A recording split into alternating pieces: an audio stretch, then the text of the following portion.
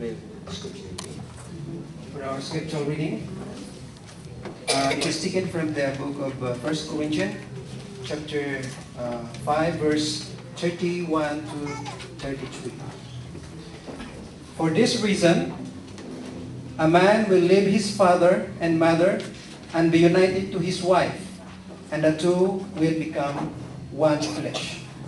This is a profound mystery, but I am thinking about Christ and the church.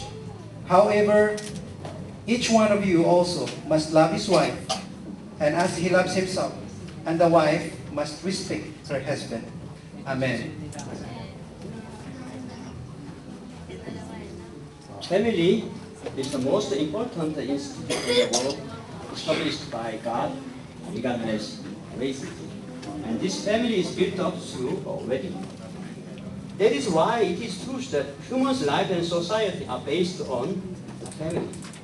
In this sense, one of famous historian, Arnold Toynbee, tells, throughout the history, the unit of family is the basic standards of human activities.